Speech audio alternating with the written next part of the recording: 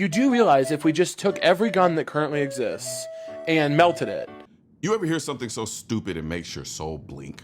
Like you hear it and then every organ in your body does that slow sitcom turn to the camera shit. Well, I was scrolling, doing my whole thing on social media, and I catch this podcast clip. And this dude goes full wish.com philosopher mode.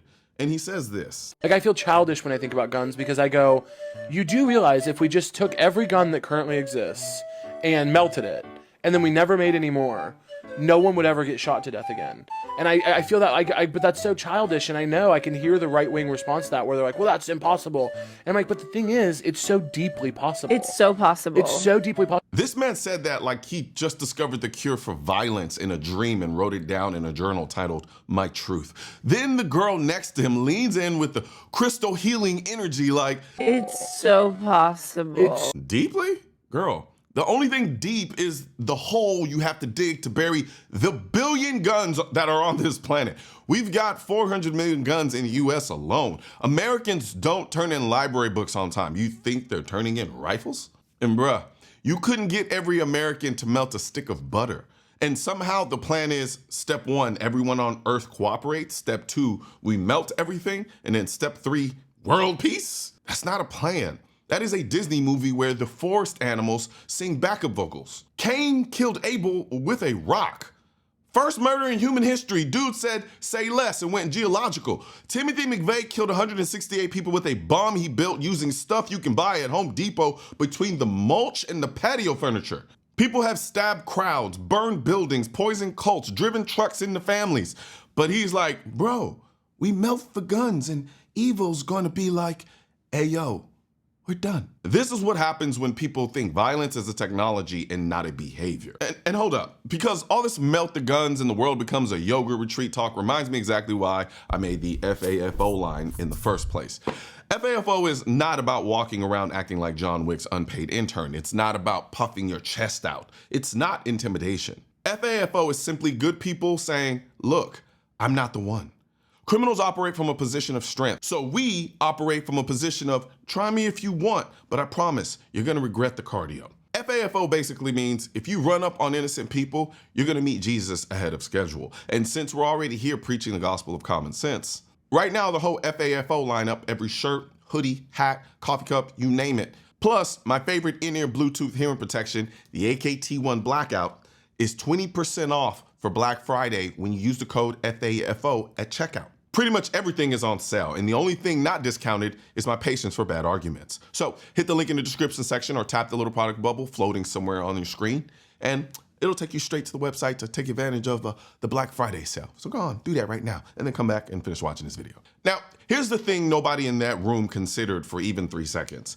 Evil doesn't check the inventory list before it clocks out. It doesn't look around like, oh damn, no guns. Guess I'll just go to therapy then. No, evil is creative. Violence is adaptable. Human beings were killing each other long before metallurgy, long before gunpowder, long before someone said, hey, what if we made explosions portable? You melt guns, violence just scrolls over to the next option like a DoorDash menu. And that's the part these utopian ideas never account for. People. People don't evaporate when you smelt metal. People don't become morally upgraded because an object disappeared. If tomorrow every gun turned into a chocolate bar, somebody violent would still swing that chocolate bar like a brick.